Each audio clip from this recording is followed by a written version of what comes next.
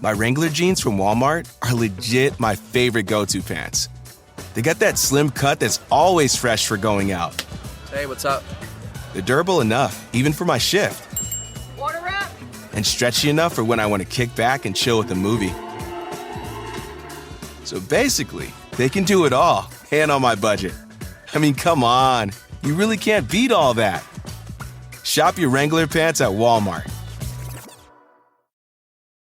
Hello, this is international football commentator Derek Ray, and you're listening to the Ranks FC podcast.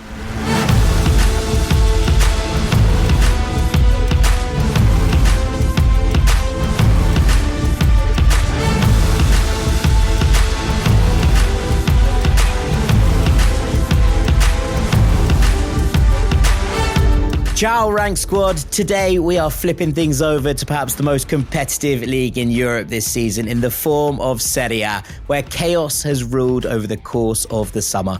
No less than 14 of the 20 clubs in the division changed managers, including 7 of last season's top 10, and only the Premier League spent more than the Italian top flight in this transfer window.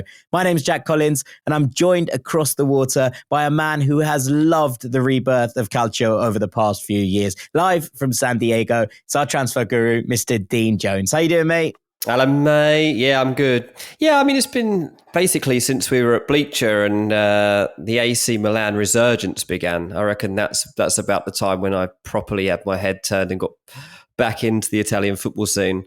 And I've enjoyed it. It's just so yo-yo, isn't it? I mean, in terms of what you get season to season, who's going to be the dominant team, how far off you fall, in terms of a team like Napoli, who obviously won the league 1 minute by a long distance, and then the following season just come nowhere near it and finish 10th in the league. So there's this kind of, an expectation of a proper title race, but caution about who's actually going to be in that title race and whether they can continue the momentum of the season before. So it'll be interesting to see your views. I mean, you love Italian football probably more than anyone I've actually met in my life, to be honest, mate. So I'm intrigued to hear your hot takes along the way here.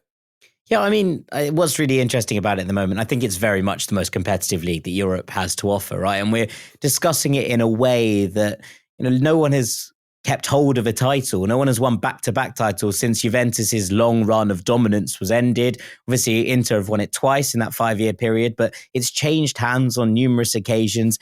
It's really, really exciting time to be enjoying Serie A. So we're going to talk about lots of different things today. We're going to talk about a title race. We're going to talk about the European race, talk about some of the relegation candidates, and do a couple of quick fire questions at the end. But we're going to start things off with the Scudetto and the teams that are competing to have it. And I think it only makes sense to start with the reigning champions Inter. We've just said that no one has retained a title for some time in Serie A. But I do feel like if anyone's got that shot, it feels like Inter this year. They've started off 2 wins and a draw. Their goal difference is +6. They drew with Genoa 2-2 in the first game. They won 2-0 against Lecce in the second. And then on Friday night, they beat Atalanta 4-0 in the most dominant performance of the season so far. And I find it very interesting, what they've been doing across the course of this window. We saw a couple of sort of old-timers leave. Juan Cuadrado left, Alexis Sanchez left, and Davy Klaassen left. But they've been quite quiet in the window. They brought in Josep Martinez as a goalkeeper, as someone to back up and potentially be the successor to Jan Sommer. They brought in Piotr Zielinski on a free transfer from Napoli, and they brought in Mehdi Taremi on a free transfer from Porto as well. Late on the window, they also brought in Thomas Palacios from South America. So not too much change at Inter, Dean. And it feels like with Inzaghi signing a new contract, that was the big bit of the summer. It feels like they're in a very, very secure place. And that might be the key to them actually going on and retaining this title. Yeah, and I mean, in terms of like teams having some continuity, Inter Milan have had it in the sense that they've still managed to remain competitive. So even if you were to doubt them before they went on to win Serie A, they were still starting to come. They were already back in the conversation after Juve's dominance, obviously. And then obviously they've been in finals. They've gone to all the way in the Champions League and come very close. So there's got to be more hope for Inter Milan of actually retaining a title, because it has been a while now that they have been at the very top of the elite game across Europe, not even just in Italy. So I think that changes how we view a team like this. And it's obviously very important that you set off on the right foot. I mean, last season, they won the league by 19 points. So it was a resounding win, and it was all clinched early. So it was a nice situation to be in. But it's then about, are you able to continue that into the new season? And when you're unbeaten after 3 games, you're obviously setting off, sending out the right messages again. And it's important that they've been able to do that, because obviously Juventus are revitalised this season and will feel that they can take this crown away from Inter Milan. But the early signs, I think, are very, very strong for Inter. They're a smart team. They're a smart team tactically as individuals, but also as a team. And I think that's why you continue to have faith and confidence in them, because they've got a way of playing that is continuing to evolve, and they've also got big goal power. Yeah, I mean, obviously Lautaro had a cracking Copa America. He top scored at the competition. He scored the winner in the final as Argentina beat Colombia in that competition. But you look at the spine of this team, right? Jan Sommer came in and won the European Golden Glove last year. We talk about Bastoni as one of the best centre-backs in Europe, never mind in Serie A. We talk about Çalhanoğlu as, he's gone out and said that he thinks he's probably the best number 6 in the game. I think that Rodri might have something to say about that, but, barring that, you're definitely having him in that next bracket of players down. You talk about Barella as potentially the most underrated player in world football, and maybe one of the best centre midfielders across the planet. Very much being in my top 5 in there. And then Lautaro leading the line, and Marcus Thuram starting the season well. Last year, I thought they lacked a bit of depth. But with Zielinski coming in there to kind of shift things around, and he will have one eye on that role held by Henrik Mkhitaryan, I think, in the midfield. Taremi offers something different in terms of a striking option and allows them to mix and match it a little bit more up there, big man, little man, all that kind of thing. It just feels like they've signed really sensibly across the course of the summer without, breaking up what was a winning formula. And that depth, I think, might allow them to challenge quite sharply on the European front as well as on the kind of domestic one. Yeah, exactly that. And yeah, I think that anytime you watch Inter, as I say, you just have that degree of confidence about them actually going and getting important wins. I mean, 4-0 over Atalanta is quite a statement a few games into a season. Yeah. Thuram obviously weighs in with 2, and he's now top goal scorer in the league at this stage. But Barella too, as you say, like absolute dynamo in there. Still, I think probably doesn't get the appreciation globally that you would expect a player of this quality to get. I don't know why. I don't know why it is that. In fact, Inter Milan as a whole, their players just miss the radar a lot of the time for like being considered as the best of the best. And maybe that helps them, to be honest. Like maybe that even helps them retain these players year on year. Yeah, absolutely. Absolutely. I mean, look, I think they come into this as obvious favourites, and, in a year of massive upheaval, that stability might just be enough to see them over the line on its own. But it's also going to be interesting to see who comes out as title challengers. And I want to move it on now away from Inter to a couple of other teams. And I wanted to start with Juventus because they've had a cracking start to the season under Thiago Motta, who replaced Max Allegri. They won 3-0 in their opener against Como. Then they won 3-0 against Verona. And then they drew 0-0 against Roma in what was their first real test, but a game that they still probably had the better of. And if anyone was going to go and win that game, it felt like it was going to be Juve. They sit pretty much level, bang on with Inter at the top of the table, played 3-1-2, drawn 1, plus 6 goal difference. And it's been a really, really, really busy summer.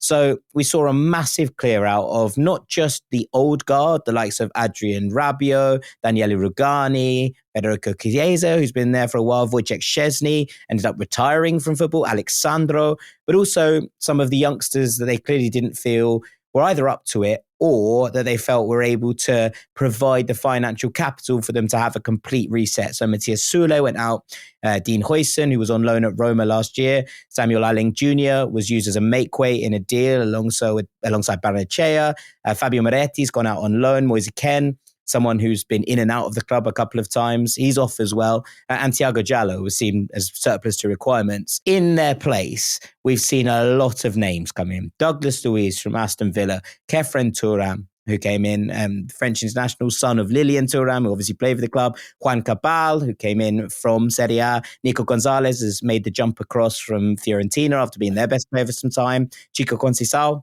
all the way from Porto. Michele Di Gregorio came in from Monza after really shining as their goalkeeper. Pierre Kalulu, who was excellent in Milan. And Teun Koopmeiners, who was probably the only person you'd put up there to challenge Barella as the best centre midfielder in Serie A last year.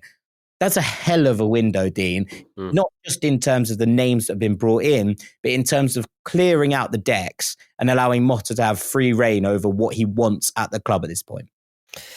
It is, yeah. And obviously having Thiago Motta in there will give Juve fans a new sense of confidence about what can be achieved and how watchable it'll be across the way.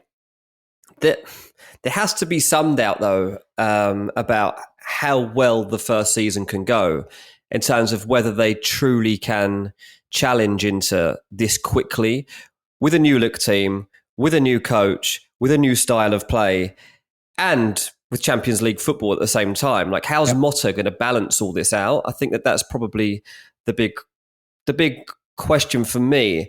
You look back at Juve across the past couple of seasons when they haven't been easy on the eye and they haven't been very convincing.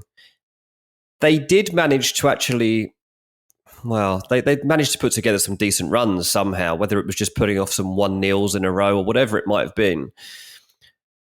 But they would ultimately fall away and you would be, this cannot work. And in the end, they had to give up on Allegri because of that. It was boring, it was dull. And if you're not even getting the results on the back of that, it can't be continued. But Motta changes everything because he doesn't play the same style of football. He doesn't even have the same mindset as what Juve have had for the past few years. Mm-hmm. He wants to be more forward-thinking in pretty much every respect. And so that's great, but there's going to be some difficulties along the way to try to implement all of this. And that's why I would slightly be concerned that there will be blips along the way for Juve as they kind of come to terms with this. And that might be what costs them in terms of actually trying to take the Scudetto away from Inter this season. Obviously, they've had a good start to the campaign, and I don't want to take away from that because I've been much enjoyed watching them, and I feel certainly more optimistic about what we're going to see.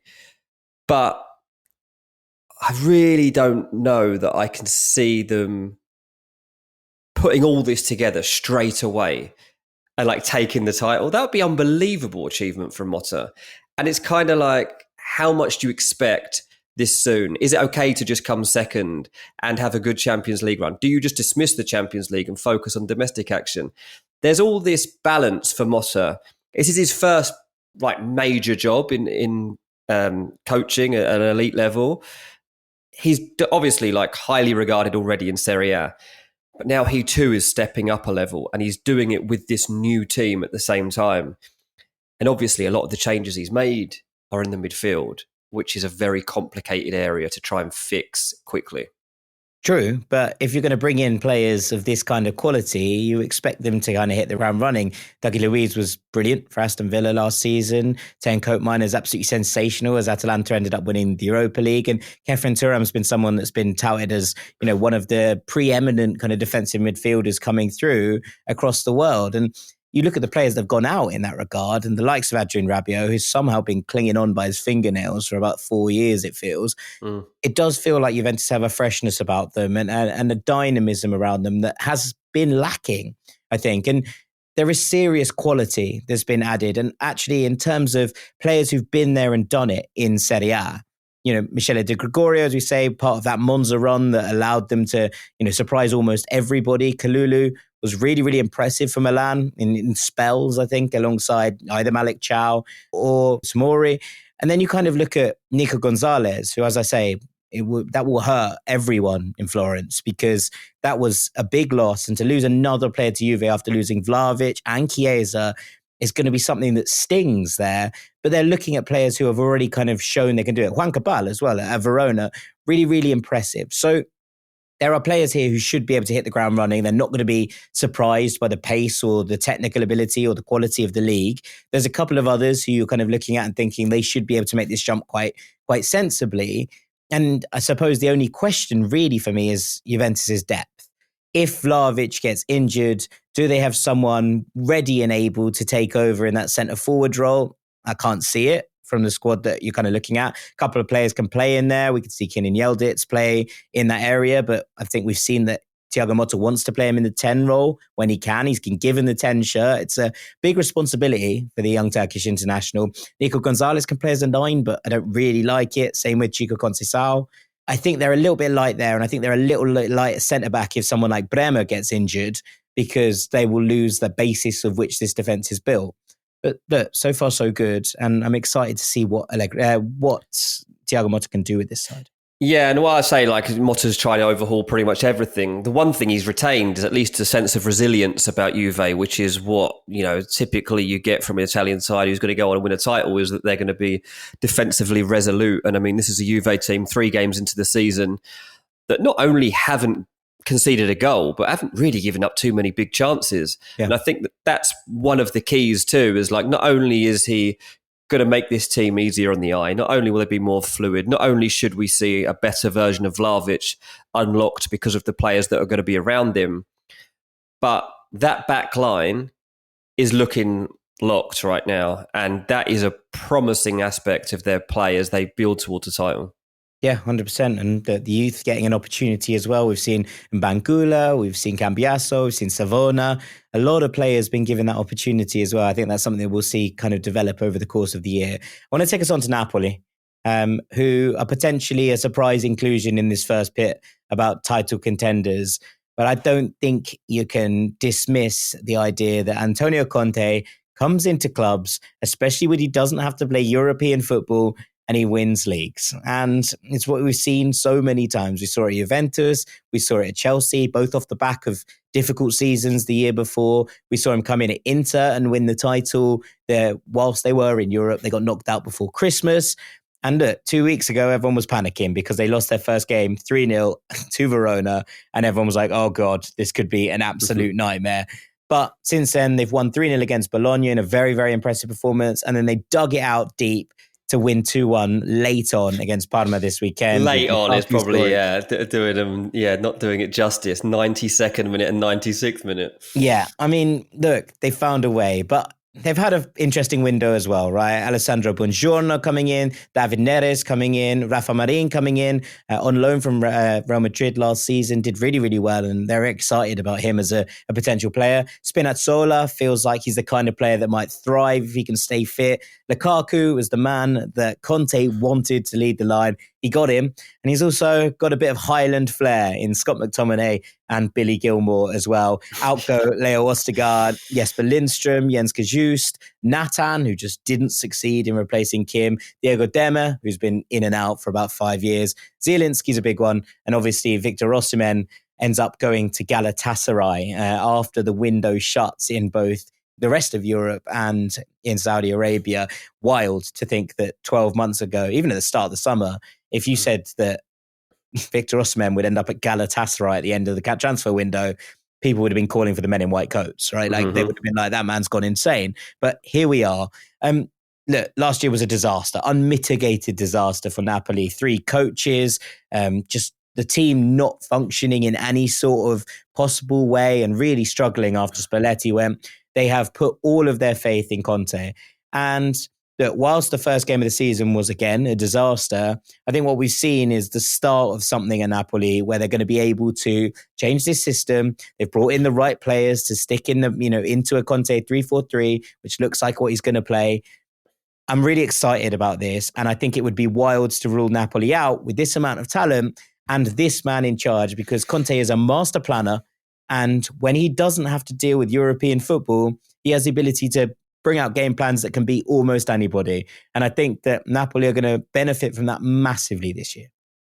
Yeah, it's interesting. I mean, one of the things that you have to say about Conte is that he's obviously had to get to grips with this while the transfer window was going on, and there was still so much to be sorted out at Napoli at the time. It wasn't just Osimhen, it was bringing in Lukaku, and it was sorting out the midfielders and knowing who was coming and who was going. And he didn't have any midfielders on the bench in their last match, and he was clearly frustrated by the transfer rules. And he said himself, he's like, I've been working with players who I knew weren't even going to be at the club, and I can't get the new players in. I need to work on my systems.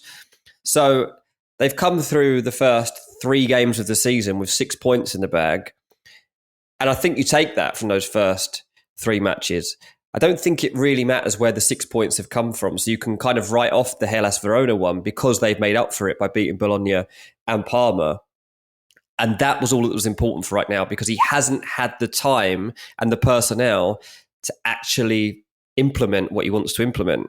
And now we will start to see it come through. He said against Parma, that was our heart. We showed the heart to come through it. It's a difficult win, but they showed it.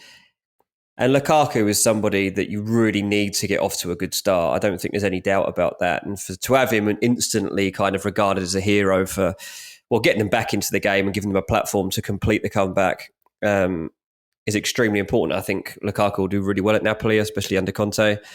And I actually give them a better chance of running into close than I do Juventus, just based on my hunch. Maybe it's the Conte factor. I don't know. There's just something about it that I think I quite fancy. I mean, it's going to certainly be a big improvement on last season. But yeah, I've got a feeling that Juve don't quite make the top 2, to be honest.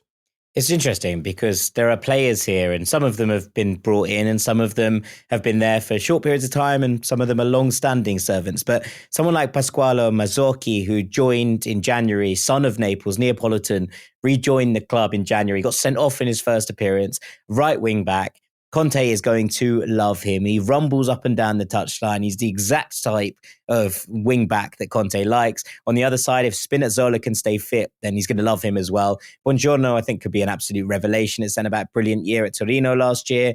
It's interesting seeing Gio Di Lorenzo playing that kind of right centre-back role. He's already shown he can get forward from there. Conte will love Anguissa, have no doubt about that. What Kvara can do in this team, if he's given that ability to run around and ability to have an overlapping fullback around him as well, is going to be exciting. And now that David Neres has joined, I expect him to play ahead of Politano most of the time. On top of that, there's a lot to like about this team. So I can absolutely understand why you'd have them in the mix there. But I also quite like this Juve side given a fresh breath of fresh air. Yeah, I've probably been a bit too harsh on Juve there, but I'm just being cautious, to be honest with you. I'd love them to be completely rejuvenated, and the signs are promising for sure. But I just think it's really hard to implement the number of changes that they need over such a short space of time.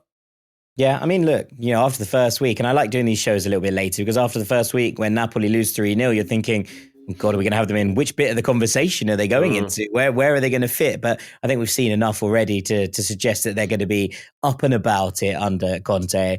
Let's go to Milan, who have played 3, won 0, drawn 2 and lost 1, -1 goal difference, drew 2-2 against Torino, lost 2-1 against Parma, and then drew 2-2 the weekend with Lazio. Paulo Fonseca coming in for Stefano Pioli. He was very much not the first choice for either Milan or the Milan fan base. And I think that the knives feel like they're starting to be sharpened for Fonseca already, which is a shame because I think he is a really good manager. They've had a bit of a funny window as well. Rade Krunic left, Kalulu left to Juventus, as we said. Olivier Giroud went off to LAFC. Simon Kjaer, who's been there for so long, obviously went off into the sunset. Antonio Mirante, similar vibe. Tommaso Pobega, who played a fair bit last year, went out on loan, and Yassine Adli's gone to Fiorentina. Income, Yusuf Fofana, Alvaro Morata, Strahinja Pavlovic, Emerson Royale, Alex Jimenez from Real Madrid, and Tammy Abraham on deadline day on loan from Milan in a swap deal, which saw Alexis Salamakers leave and go the other way. So he's gone, but he was also on loan last year. So less loss for Milan in that regard. Tough start, DJ. This is not what Milan wanted, and the fans are making it very clear that this is very much not what they want. There are rumours of a rift already with someone like Theo Hernandez, who was left out of this game against Parma, with Rafael Leao, who came on to make a real difference. But both of them walked away from Fonseca's team talk in the cooling break. Now, that might be a bit of much ado about nothing, but it's clear that this has not started particularly well.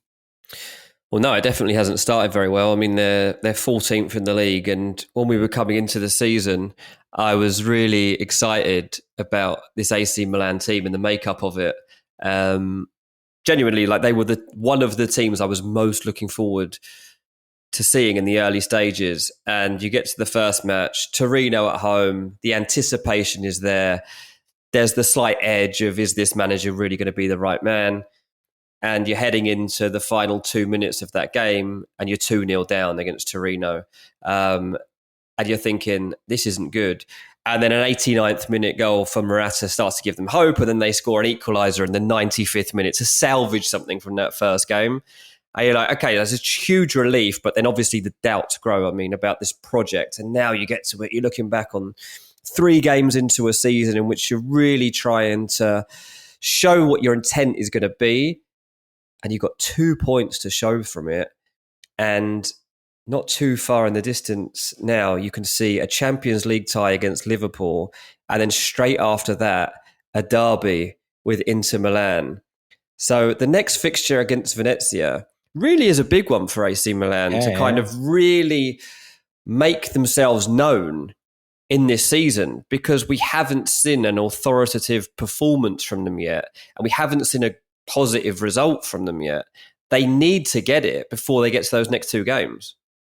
Yeah, it's a hard one to call because, actually quite a lot of this Milan side you expected to be pretty similar to last year. They haven't lost loads of players who you're thinking, oh, they were, part of the heartbeat. Yes, there were some stalwarts in that list of people leaving, but you kind of look at it and think, even with Giroud, who was obviously excellent for a long time for them, there have been 2 pretty sensible replacements in Morata and Tammy Abraham coming in there to make a difference. You're thinking this squad should be, stronger, really, than what it was last year. And yet the start of the season has been pretty dreadful. So, I thought it was best to leave Milan in the conversation for title contenders, but I'm already starting to have my doubts about that. And I think that then when I'm kind of looking at it and thinking, have they got enough over the course of a season? You're already starting to think, oh God, how long's Fonseca got if this doesn't turn around? Yeah, how would I'm trying to think how I would have ranked this coming into the season. Would I have had them ahead of Juve? Obviously, it would have been difficult to know because the transfer window wasn't closed, but I certainly had them on a par with Juve of what I would expect of them across this season.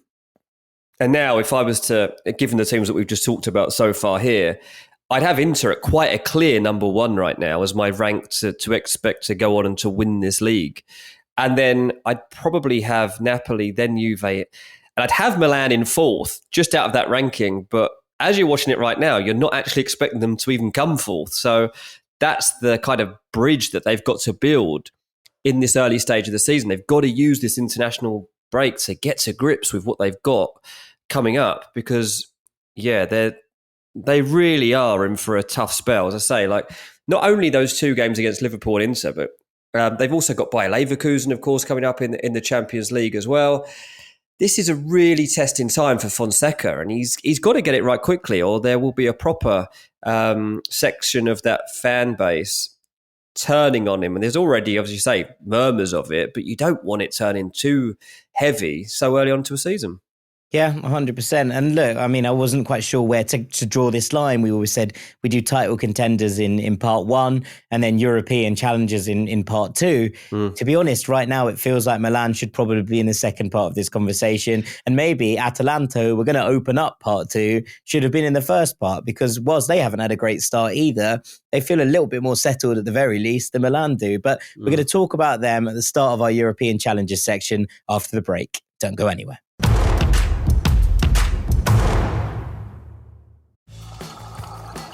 My Keurig brewer from Walmart always comes in super clutch. I got it so I can keep grinding on my paper. I'm hitting that deadline. I also got it so I could stay up late to do some exam cramming. And of course, I'll be ready to stroll into my morning class, sipping in style. I guess you could say it's a literal lifesaver. Cheers to that. Shop your coffee fuel needs at Walmart. Welcome back to Ranks FC, where we're talking all things Serie A. And it's time to move on to our challenges in these European spots. Atalanta, Dean, might have felt like this was an opportunity for them to climb higher than that, for them to challenge for the title. But a 4-0 loss to Inter on Friday night has kind of put paid to a lot of those aspirations, I think, in the press, at the very least in Italy. They started off with a really good 4-0 win against Lecce, and then they were turned over 2-1 by Torino, and then obviously that Inter result. It's been a busy summer. Obviously, 10 Coat Miners was the headline exit moving over to Juventus. But number one, Juan Musso obviously departed also for Atletico Madrid. Alexei Miranchuk, who's featured at various times, made the move from Atalanta to Atlanta, which is fun in many ways. Hans Hateboer left, El Bilal Toure left, Emil Holm headed off, and Mitchell Bakker as well. In came Matteo Retegui from Genoa, had a great season last year. Raul Bellanova from Torino. Again, I think he got 12 assists from right wing back last year. So you'd imagine that Gasperini is going to love him. Ben Godfrey turned up. Ibrahim Sulemana, Nicolo Zaniolo, which is going to be absolutely intriguing. It's a reclamation project that if Gasperini can do that, then is there anything he cannot do? Brescianini is a really exciting player. Juan Cuadrado's come in as depth. Lazar Samardzic has been touted with a big move for ages and finally got that shift away from Udinese. Odilon Kasunu from Bayer Leverkusen, and Rui Patricio has come in to cover that goalkeeping absence. Look, brilliant season, obviously, for Atalanta last year. They won the Europa League. It was incredibly exciting. They finished fourth in the league. I mean, that's about as good as it's ever got, I think, from an Atalanta perspective. But it does feel that with Scamacca injured early on and with 10 Coat Miners forcing a move out of the club, that things quite as rosy as they were last year. Yeah, exactly that. And I mean, you look back on the Inter Milan game, they had one shot on target across that game, Atalanta, which is kind of worrying. Maybe what's more worrying is that Inter Milan had 4 shots on target and scored 4 goals. One of them obviously an own goal, so it's not the complete story, but it's not ideal, is it? I mean, you consider where we were last season and who they're coming up against this term. Atalanta, as you say, did finish 4th. So they've got to have some optimism that can happen again. And it was a very tight battle, obviously, but themselves finishing 2 points behind Juventus, but only a point ahead of Bologna. So this is kind of part of what we're talking about at the start, how you really don't know what to expect season to season and who manages to retain the form and the levels of performance that were there. Now, when they managed to hold on to Ederson in midfield, I thought that was massive. You talk about all the transfer upheaval. There was a few teams looking at Ederson, and it was one that I was trying to stay pretty closely tuned into because I was convinced that he was going to end up going somewhere in the Premier League this summer. And that would have been massive, I think, for Atalanta if that would have happened as well. But in the end, they've managed to at least retain him. And I think that that's going to be key. But yeah, it's all about really how do they react to what's just happened. I mean, back-to-back defeats when you're 3 games into a season and looking to establish yourself as being among the top 4 or 5 teams again to get into the Champions League for the following season is not ideal. And it's also inconsistent, isn't it? Like to win 4-0 on the opening day, to lose your 3rd game 4-0 and have a narrow defeat in between. I mean, you really can't read too much into what the real version of this team even is. All we know right now is they sit mid-table. They've got a goal difference of -1. Their team has been destabilised. And it's all about the manager now, really implementing a strong mentality for how they are able to react to this early setback, which is what it has to be seen as for a tough couple of games coming up. Obviously, the Champions League, as I say, getting off to a start soon. Those games coming in September, from mid-September. And Atalanta have been drawn to play Arsenal first up. So their next Serie A game is like 4 days before that. It's against Fiorentina at home. That is a huge fixture. But Arsenal at home in the Champions League in this new format is extremely glamorous, extremely exciting, and it's all about striking the balance here. But they need to obviously just restore some credibility and pride and confidence in that first game back against Fiorentina. Yeah, I mean, look, a couple of youngsters in the squad at the moment because it feels like there are, some key points missing. We're seeing the likes of Shada Ketelara, who was made permanent over the summer, Ademola Lookman, who at one point looked like he was trying to force a move out of the club, end up staying. As those players start to feed back into things, I imagine it will get better. I'm quite excited about seeing Ben Godfrey at right centre back in a Gasperini system, to be honest, because I think that's probably a position that really suits him. He was sort of a halfway house between a right back and a centre back. He's got that pace, and I think that's actually quite a smart pickup from Atalanta in that regard. I think they're going to obviously have to work out who's going to play a left wing back for the time being. But they have a lot of talented players in these forward positions that they're going to have to work out who plays where at all given times. But I do think there's the basis here of still a very solid squad. And with Gasperini in charge, I'd be very, very surprised if Atalanta finished anywhere below fifth. Like, I think that there is probably a top three starting to form. And then you come out of that and you're starting to think, okay, where are Milan? Where are Atalanta? Can someone else push into that conversation at this point? But it all feels a bit up in the air. And I think that's what's so exciting about Serie A right now. And I'm sure it's not. If you support one of these teams, if you're a diehard Atalanta fan, if you're a diehard Roma fan, Lazio, Fiorentina, all of these teams, you're kind of looking at and going, I don't know quite where you are right now. But on the whole, I think that Atalanta's, I said it about Inter at the top, and I'll say it again here, the fact that they have got a sense of calm and that there is a sense of continuity with the manager, and a very good manager at that, someone beloved in the game, someone beloved at the club, I feel like Atalanta will work it out. And so I'm not unduly worried about them, even after a trickier start. Let's come on to Roma, because they've had a slightly indifferent start themselves. Started off with a 0-0 draw against Cagliari, then lost 2-1 to Empoli, and then drew 0-0 with Juventus. Busy window here as well. On the way out, we saw Hussein Aouar, Leonardo Spinazzola, Ola Solbakken, Rui Patricio, Renato Sanches, Dean Huijsen, Diego Llorente, Romelu Lukaku, Rasmus Christensen, Sardar Azmoun, Tammy Abraham, Chris Smalling, and Max Kambula. Now, a lot of those players had either been out on loan at times last season or not necessarily part of the first team squad, but it's still a big amount of outgoings. In response, coming in, they've brought in Artem Dovbyk, who was obviously the Pichichi winner, top scorer in La Liga last season, Matthias Sule, who was so highly rated, the young Argentine, Enzo Lefebvre, another one, very highly rated young Frenchman, Matty Ryan coming in as backup goalkeeper, Samuel Dahl, Mario Hermoso, who signed on deadline day as a free agent after leaving Atletico Madrid, Manu Kone from Borussia Mönchengladbach, which I think is a great signing, Saud Abdulhamid, and Alexis Salamakers, who's come in from Milan as part of that deal for Tammy Abraham. It's pretty weird in terms of trying to deal with what Roma have got going on in the first couple of games. It's taken a long time for this squad to get completed. And you look at that and look at the amount of deals that went through in the last few days to really dial into that. But it doesn't feel like Roma are at all settled yet. Now, obviously, the Juventus performance was much better. They were much improved, but they don't look at all, Dean, like they've got any of their attacking patterns going yet. And Paulo Dybala deciding to stay towards the end of things is obviously a great thing in terms of having Dybala at Roma, and we love that as just a concept. But on the whole, you're also a bit like, does that throw out your Enzo Lefebvre and Matthias Sula partnership that you potentially were going to run this season as your first choice front two?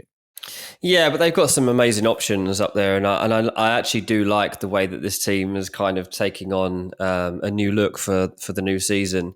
I think that having De Rossi continue from last season as well is going to be a positive. I think, when he came into the job, we weren't sure exactly how long he would be in charge for.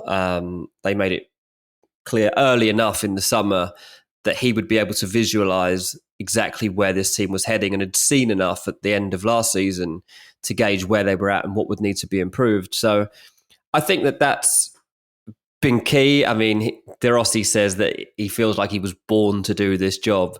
Yeah. You're going to find it more difficult to find a manager who loves his job right now more than De Rossi loves being at Roma, right? Yeah, I mean, I feel like he was born to kick people, but he says he was born to be manager of this team. But the passion you're going to see from this man. He will feel like kicking people as this season wears on, because he is so committed to making a success of this. And that's probably why I give it a pretty high chance of success.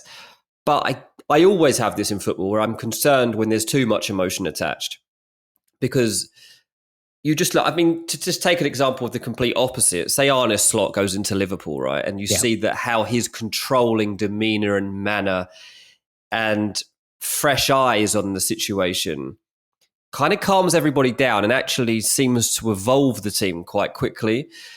This is kind of the opposite of that, because he's already in there. He's already embedded in the club already, obviously, in terms of their history. But he's also got a lot at stake here and is desperate to succeed. So I am kind of concerned about that.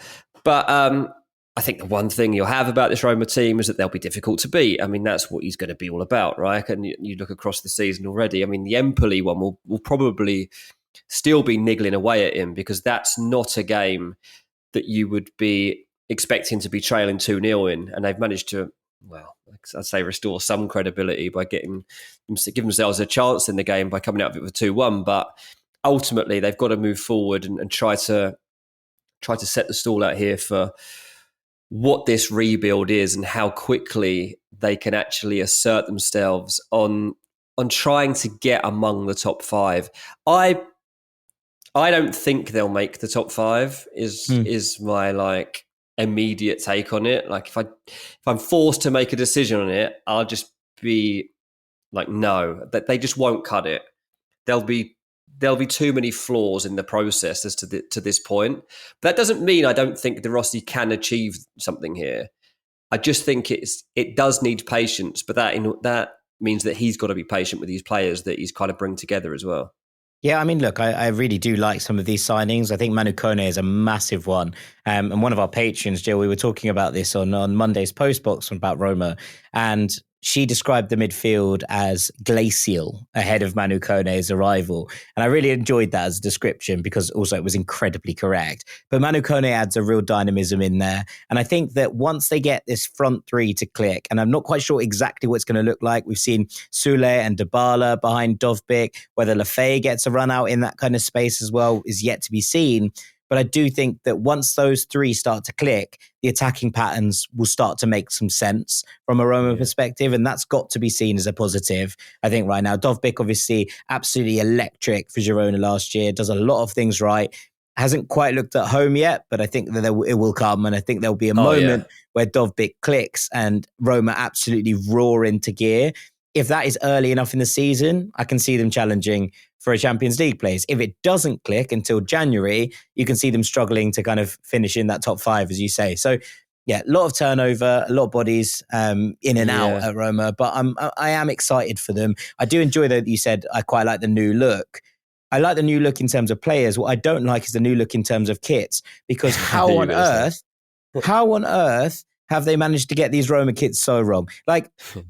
It's so easy. Roma have such iconic, beautiful colours. The giallo rossi, that really deep red, and the yellow. Instead, they look like someone's got the shade wrong on the red, and the yellow is sort of brown. It's bizarre how they've managed to wreck this. I'm very angry about it, and I think they must be punished for managing to release this bad a kit. But the adaptation process here is a lot, isn't it? You've got to adapt to this new kit, and you've also got to adapt to Dovbyk. Dovbyk's been getting a fair bit of stick so far. The expectations, he can't really trap the ball. Yeah, but he was so good last season, right? I love him. I think he's great. But this is the problem. And when this deal went through, I was all for it. I was like, what an amazing signing. But the frustration you're already seeing there, and because the expectation was so high, he's not going to get too long before this is going to be considered to be a failed signing as such. That's how kind of high the bar is being set for him. So it'll be interesting to see how long it takes him to get properly up and running here. Yeah, I'm absolutely right. Let's flip to the other side of Rome, where Lazio have started in incredibly inconsistent fashion. Played 3, won 1, drawn 1, lost 1, +1 goal difference. Just a bit of a strange start from their perspective. And look, it's been a bit of a strange summer. Igor Tudor only took over in March, and it seemed to be working pretty well. You know, it felt like he'd given Lazio a boost after the Maurizio Sarri era. He lasted 3 months, and then he fell out with the management and he was removed, and he was replaced by Marco Baroni, who was the Hellas Verona coach last year. So this is a bit of a strange one. It feels like Lazio are kind of biding their time a little bit before they appoint a new, head coach of someone of kind of Sarri's caliber, right? Where you expect them to have that moment, but only feels like a bit of a holding gap. Now, maybe he surprises us all, and I think he's a perfectly decent manager. I don't know if he's going to be able to lift them from where they were last season any higher up the table. And it's been a bit of a big window in terms of losing the old guard here as well. Obviously, we saw Sergej Milinkovic-Savic leave last year for Saudi Arabia. This summer, it's been Luis Alberto, who's been there for ages, Felipe Anderson, who has been there for a couple of years now as well after leaving West Ham, Daichi Kamada, who's more recent, but fell a sort of an impact last year, and Ciro Immobile. It's the big one, who's left. The man who is Lazio's all-time record goal scorer, who had scored so many goals. Yes, he was starting to hit the wrong side of his career in terms of peaks, but still having him there meant that they felt they could rely on someone. And Danilo Cataldi, who's been a big part of the midfield for quite some time as well. He's off to Fiorentina. Baroni has hunted around the bottom of Serie A for a lot of his sort of big signings. He signed Tijani Nozdin from his old club Verona, and he also signed Lum Chuana from Salernitana, who were relegated. They brought in a few more. Bulidia came in. He's supposed to replace the goals of Immobile. Not convinced. Fasai Deli Bashiru has come in after a couple of years in Turkey. Gaetano Castrovilli was excellent for Fiorentina for a number of years, but a little bit injury prone in the middle. He comes in midfield. Nuno Tavares, who had a really, really good time at Marseille the last couple of years on loan from Arsenal. He comes in to play wing back, and Samuel Guijo comes in as well from Marseille, who plays centre back. So busy as a summer for Lazio. I think the squad feels weaker than last year. I feel like the manager feels weaker than last year. And it now just feels like they are in a place where I don't really buy exactly what they're doing. And look, Poloni's been around for 24 years. He started his managerial career in 2000, and he has sort of bounced around the lower leagues until he eventually worked his way up to Hellas. This feels like a massive step in a massive summer of transition, and I'm just really struggling to see Lazio pulling up any trees. Yeah, and the thing is, there's not really much scope for a drop-off here from Lazio. They finished 7th last season, which was the final Europa League qualification spot. And they only did that by 1 point ahead of Fiorentina. They also only scored 49 goals last season. Fiorentina got 61. So we're talking about replacing goals like that. They can't afford to fall off in that respect. So they're kind of just hanging in on kind of the border of this European elite, if you like. And they are in the Europa League this season, so they've still got to contend with that at the same time. I think Lazio are up against it, if I'm honest. Yeah, I mean, they don't look great. They've had some interesting results, and it's not been as bad a start as I potentially predicted. But yeah, they haven't set the world on fire, and I'm not completely convinced that a lot of these signings are going to be the ones that push them onwards. So we shall see. I mean, look, talking of Fiorentina, they've had almost the opposite start. Played 3, drawn 3, 0 goal difference, 1-1 against Parma, 0-0 against Venezia, and 2-2 against Monza. Now that sounds, I think, better than it actually is. Fiorentina have had a rancid start to the season. And when we talk about the potential relegated clubs later, I think you'll see potentially why. Parma, Venezia, Monza is a very soft landing for new manager Raffaele Palladino, and he has failed to beat all 3 of them. Now, he hasn't lost any of them either, but it's also taken some pretty dramatic turnarounds in Europe to even get them into the Conference League, a final competition that they've got to the final of twice in a row, losing both finals, obviously, but at least they've been there and about it. Palladino came in from Monza. He did a really good job. He took over and moved them up the league and made sure that they stayed safe. Monza were kind of the surprise package for a couple of years, had some really impressive performances. Palladino has got a good reputation. He's pretty set in the way he plays. He plays a 3-4-2-1, but they've had a bit of a summer of change as well. Nikola Milenkovic, who's been the kind of heartbeat of the defence for so many years, moved off to Nottingham Forest. Nico Gonzalez has gone to Juventus. As we said, that is not going to be popular. Giacomo Bonaventura, Alfred Duncan and Gaetano Castrovilli all left from the midfield, as well as losing the loanees from last year, Artur Melo and Maxime Lopez. And then Mbala and Zola and Andrea Bellotti both left up top. So change kind of across the board from a Fiorentina perspective. Marian Pongracic came in. He's had a good run in Serie A now, and I feel like that's a sensible manoeuvre coming in from Torino. Moise Kean has come in up top and actually been very impressive in his first couple of performances, I thought, although I don't think he's going to score all that many goals. Amir Richardson's come in midfield. Albert Gudmundsson and Andrea Colpani are going to be expected to be the creators in those two behind the striker, I think. Matias Moreno is a young South American who we don't know loads about yet. Yacine Adli came in from Milan. I think that's an interesting one. Eduardo Bove comes in centre midfield. It's all changed in the middle there. And Danilo Cataldi. Robin Gersons to play in that wing-back role, and David De Gea and Nicolas Valentini. So lots of business.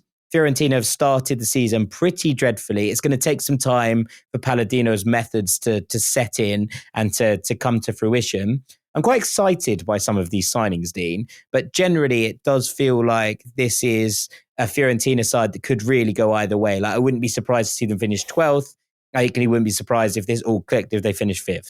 Yeah, I mean, it's not great because they've played teams that they should be beating on paper. So that's where you would have to gauge it. And while I said, Lazio can't afford a drop-off in terms of goals scored, well, as we get to this stage, they've actually scored twice the amount of goals that Fiorentina have got so far. So they could be throwing that straight back in my face and saying, well, we're doing it at a better rate than they are. So there is that to think about. But you would have to assume that Fiorentina start getting their act together pretty quickly. Their next two games, Atalanta and Lazio are pretty huge in terms of where they start to show they could be heading. Yeah, I mean, they're a funny old fish right now. So hopefully the international break gives Palladino some time to actually settle on this. But it does feel like a big window, especially losing Nico, who's been really, really impressive for Fiorentina over the last couple of years in terms of picking up big goals. Yeah. I think they look less of a goal threat than they have been of late. So, and obviously that change with Italiano out and Palladino coming in is interesting. Final one in this segment is Bologna, where Vincenzo Italiano has ended up. Now, they've started quite iffy as well. Drew 1-1 with Udinese, lost 3-0 to Napoli, and then drew 1-1 with Empoli. They've obviously lost Xerxes to Manchester United, Riccardo Calafiori to Arsenal, Alexis Salamakers has left and end of loan, and Victor Christiansen as well, end of loan. So they're the big two, right? Xerxes and Calafiori leaving. In their place, Thijs de Linger's come in from Toulouse. He's a player that I've loved for a long time. Regular listeners will know that. But this is his first big opportunity to step up, and him getting a Champions League opportunity is massive for Thijs de Linger, I think. Nicolo Cambiaghi, I'm not convinced by. Emil Holm, in a similar way. He's been okay kind of wherever he's gone without setting the world on. By Martin Ehrlich come in, Juan Miranda, left back from Betis, Tomasi Pobega comes in centre midfield from Milan, Samuel Eiling Jr. joined on loan from Aston Villa, Benjamin Dominguez and Nicola Casale. So look, all change at Bologna. Obviously, the man who took them back to the Champions League, first time, pretty much in living memory, is gone. The star striker is gone. The star defender is gone, and captain Lewis Ferguson is going to be out for the majority of the season, having done his ACL just before Scotland went off to the Euros. So we're in a bit of a strange place, right? Riccardo Orsolini's still there. There's still a couple of very, very talented footballers in here, but this is now a massive task for Italiano to try and steer this squad anywhere back to nearby, to be honest, where they got to last season. I don't think the Champions League is back on the cards for anyone. But I do think that Bologna will be having a good season if they give a decent account of themselves in the Champions League and also retain European football for next season. Yeah, well, that's what's going to be weird, isn't it? I mean, you look at the table right now, they're third from bottom. They're actually in the relegation zone. And yet you look at what they've got coming up, and they've obviously got the excitement of this new Champions League stage. And they've got they've got a couple of English teams coming up, haven't they? They've got Liverpool and Aston Villa among their fixture list. But this was what last season was all about. The problem is you've got these games that you've been handed there, and you've got to somehow retain credibility in Serie A, I think they're going to find it really difficult. And I know I've said that about a few teams when we're considering these European positions, but that's why I think actually the door might open for another team to move up into those positions across the course of the season. And it should make it more exciting, and it should hopefully give some of those sides like that have had a good start to this season optimism that they could actually crack it and make it the top six. Yeah, absolutely. And, Torino have had a cracking start. And, they were expected, I think, early doors to really struggle to be in the relegation conversation. And we've seen some very, very impressive stuff from them so far. So it's going to be interesting. We are going to talk about some potential relegation candidates after the break, as well as picking our takes for top scorer and player of the season, signing of the season, all that jazz. Stick with us.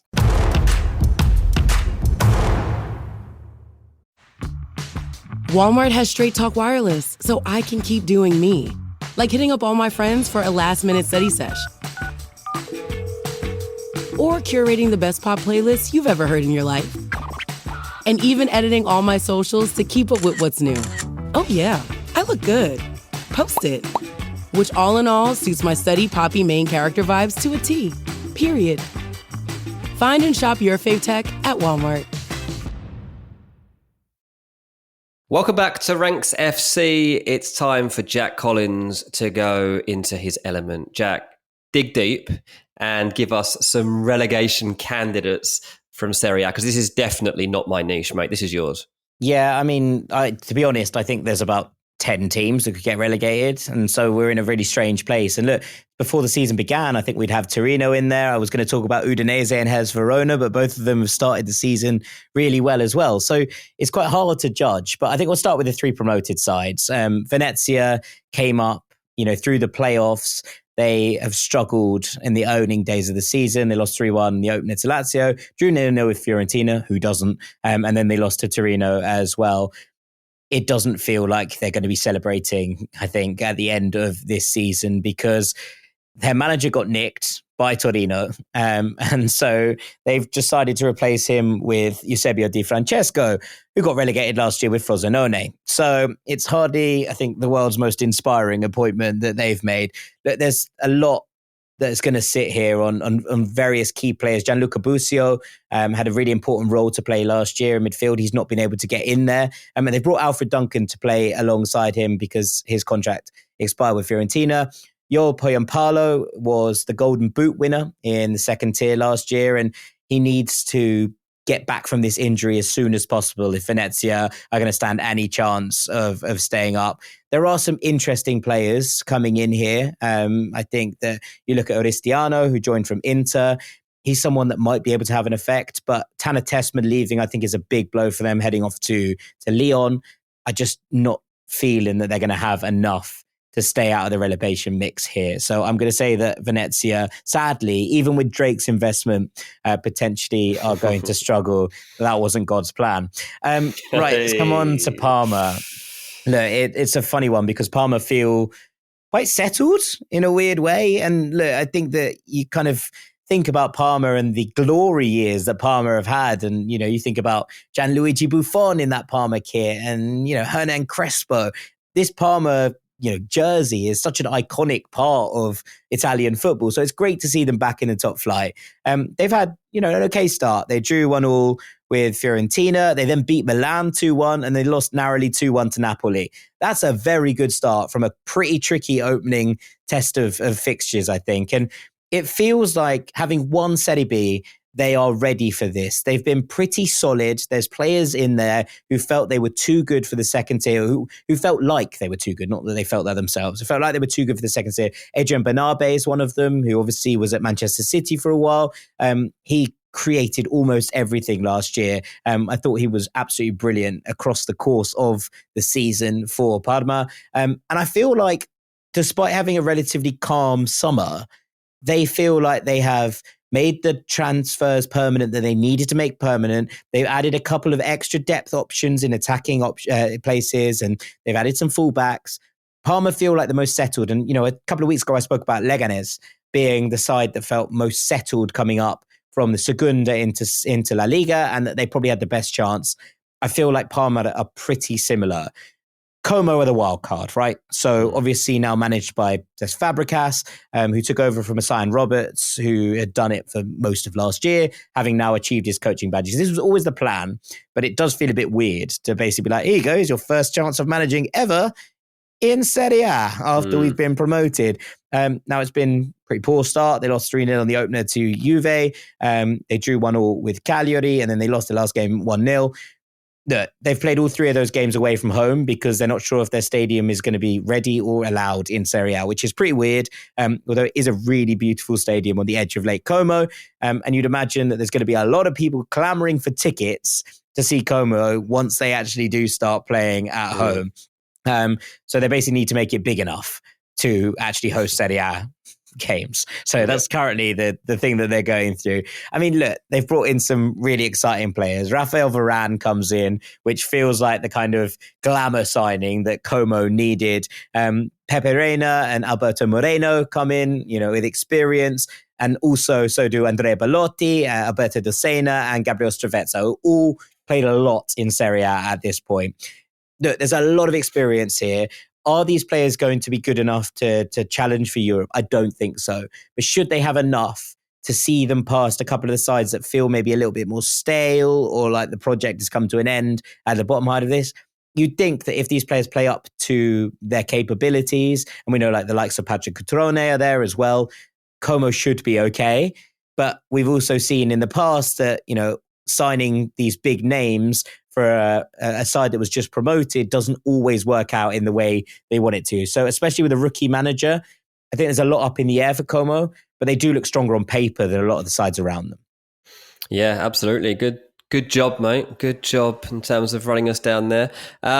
Right, what did you want to do to finish? What was the awards we were going to throw up? Well, I just want to talk about some of the sides that might be in trouble around them. Okay. Just who might kind of be in that mix with the promoted sides. Genoa have had a bit of an indifferent start again. 2-2 draw with Inter, which was a good result. 1-0 win against Monza, and a 2-0 loss to Hellas Verona, which is a bad result. Look, I spoke about Albert Gudmundsson when I was talking about Fiorentina. He was the creative force behind Genoa's last season, and their goal-scoring threat was Matteo Retegui, who's gone off to Atalanta. And then they lost goalkeeper Joseph Martinez to Inter. So losing 3 of the key players from last season, your most creative threat, your biggest goal threat, and your goalkeeper is not a pretty sight for anyone. They've put up some sensible players. Vitinha made his loan move permanent. Coni De Winter looks really, really strong at centre-back coming in from Juve, making that loan deal permanent as well. Alberto Gilardino has done a really good job with Genoa. And I think he is the kind of manager who might be mixing it with some of the serious sides pretty soon. But I am a little bit worried that Genoa won't have enough in terms of squad depth to give him the pieces he needs to put this side together. So keep an eye on them. Cagliari obviously lost Claudio Ranieri at the end of last season, and they've replaced him with Davide Nicola, who famously kept Salernitana up against all odds. He is a famous relegation firefighter. They've drawn 2 and lost 1 of their first 3. Cagliari are going to be absolutely horrible to watch, because Davide Nicola is all about grit and determination and fighting to the absolute end. So they've got some exciting players. Zito Luvumbo came on, and I'm really excited about seeing what he can do if he can add some goals to his game. He's a real talent, the young Angolan, so keep an eye on him. But they've lost a couple of players who have been pretty crucial. Nathan Nandez has finally gone off to Saudi Arabia. But it's going to be interesting to see how they cope with Davide Nicola instead of Ranieri, whose kind of cult status felt like it was holding them together at points last season. And finally, Lecce, who have actually won one of their first 3. They beat Cagliari, so they're in a better place already. But they are in an odd place because they replaced their manager in March. You might remember this. Their manager was Roberto D'Aversa, and he was sacked after headbutting a Hellas Verona player after full time. They sacked him off the back of that, as you might expect, and replaced him with Luca Gotti, who turned their season around, kept them up, and really put them in a solid position, switched to a 4-4-2, got them in a really nice place. And I think that Lecce, from a place of pretty weak, standing, might just be all right, because they've signed a few just solid players who feel like they're able to make that step up from Serie B to Serie A. And I think that when you're kind of bringing in a few of these kind of players, Desina Koulibaly, for example, they should have enough. And Nikola Kristovic has the potential to, I think, really explode this season. So if Lecce can get him going, then they might just have enough. But just keep an eye on them. And so that kind of wraps up most of it. I would also probably have Monza and Empoli in the mix as well. Empoli in particular, the man they replaced Davide Nicola with was Roberto De Versa, who was the man sacked for headbutting Thomas Henry. So I'm not sure how that's going to cope. I'm not sure what they're going to do. He didn't do great until that moment. He then went into a mad fit, and I'm not sure why Empoli have decided to bring him in. But actually, he started quite well. They've won 1 and drawn 2. And Monza might have a little bit of trouble with Alessandro Nesta at the helm as well. I feel like him replacing Palladino doesn't feel like great strength at this point. So they're just the ones to keep an eye on, I think, in the relegation battle. As I said, I would have had Hellas Verona and Udinese in there. And I think before the season, some people would have had Torino in there. But after the starts that all 3 of them have had, it feels unfair to put them in the conversation. So I'm going to leave them out of this for now and take back hosting, because I want to know who you think is going to be the top scorer in Serie A this season. Who is going to win the Capocannoniere? Lautaro Martinez. That's actually that's an out there pick, because he hasn't got a goal yet. He hasn't got a goal. He hasn't got a goal, mate. He hasn't got a goal. So I'm going for an outsider here. I'm going to say it's one of the 3 L's. I think you're right. It's Lautaro, Lukaku, or Leao. that feels like well, it'll probably be Marcus Thuram at this rate, but yeah. I mean, look, Lautaro is the centerpiece. He's Inter's captain. He is going to start scoring goals at some point, I think. And he finally signed that new contract. Exactly. We've been waiting for this for years, and here we are. Lautaro's signed the thing, and he's staying till 2029 now. Since he signed it, hasn't got a goal, but surely that can't continue. So that I just find it impossible to believe. This is a guy that's got almost a goal every other game across his Inter Serie A career, which is like 206 or 207 games deep. He's got a great goal scoring return, so you just have to assume that it's still there. And even if he's not number 1, he's going to end up the season as the number 2 goal scorer. Yeah, absolutely. He's going to be there or thereabouts. Okay, 2 more things. Who do we think is going to be the best new signing? I do think that it's going to be Cope Miners. I do think that is such a big pull. I love it. I just love it. I think that you're getting someone in that, like what they've done to reform that midfield is going to be magic. It might not happen in like the next month, but by the end of the season, I think that Cope Miners edition is just going to be such a good one. Okay. All right. I'm going to go to Naples. I'm going to say it's going to be Alessandro Buongiorno, who joined Napoli from Torino. Already pretty highly regarded as a centre-back, and a lot of people thought he was going to start for Italy at the Euros. But Antonio Conte and centre-backs is a partnership made in heaven. I think by the end of this season, we're going to be talking about Alessandro Buongiorno as one of the best centre-backs in the world, never mind in Serie A. So I think Conte takes him to that next level, and I think we see an absolutely monster year from Buongiorno. And that takes us on to player of the season, Dean. I mean, it's impossible, isn't it? Well, where's my money going in terms of... This is basically, who do I think is going to win the league? Because that's where the player of the year is going to come from. And I'm pretty sure Inter Milan do win the league this season. So then it's like, is it coming from Lautaro Martinez? Is he the top scorer and automatically, as a virtue of that, and winning into the league again, does he win player of the season? Very possibly. But I want it to be like Çalhanoğlu or something, to be honest. Like I feel like that's where I want it to be, that he's had a supreme season, and that's what's actually sparked the back-to-back titles for Inter. Yeah, I mean, look, if Inter win it, I would love it to be Nicolo Barella. I was going to say Barella, but I was like, there's just no chance that he is the player of the season. It just won't happen. Maybe not. Look, if Napoli play as well as I think they can under Conte, there's a high chance that Kvara reclaims this title, I think. A lack of European football should keep him fresh, means he should play pretty much every minute in Serie A across the course of this season. And if Spinazzola is there and flying down that left-hand side as the outside back, and Kvara is used in a front three, but slightly more inside, you can see those spaces opening up as the overlaps fly past. You can see him creating a load. You can see him scoring a load. I can see Kvara winning it, even if Napoli don't win the title. Wow. So I'm going to say that Kvara might have the season of his life. And look, at the start of this summer, it looked like he was like, I don't want to play under Conte. I think he was worried he was going to be used as a right wing back at points. But he might be. He's not going to be used as a right wing back. We know that now. He's going to be in this front three with David Neres and with Romelu Lukaku.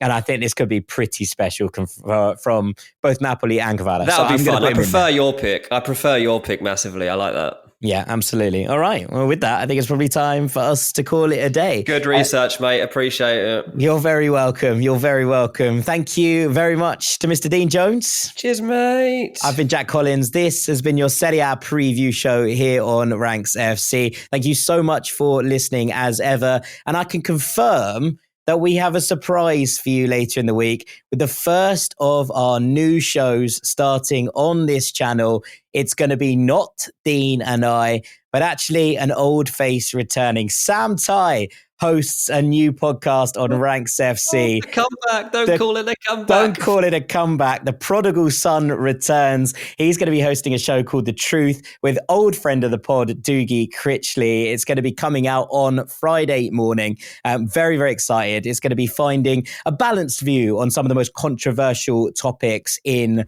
world football. And the first one is going to be on Chelsea's transfer window, all about the intricacies of what went down at Stamford Bridge. We're going to put a little show out, a little teaser show talking about what the concept is and explaining it for all of you. That's going to come out on Thursday. And the main show, The Truth, will be out on Friday for its debut edition. So I'm very, very excited to share that with you. Recorded it earlier today with the two boys. All very exciting. But for now, I will leave you with that little tidbit and we will see you very shortly, gang. Take it easy, Rank Squad. Peace. Walmart has Straight Talk Wireless, so I can keep doing me. Like hitting up all my friends for a last-minute study sesh. Or curating the best pop playlists you've ever heard in your life. And even editing all my socials to keep up with what's new. Oh yeah, I look good. Post it. Which all in all suits my study poppy main character vibes to a T. Period. Find and shop your fave tech at Walmart.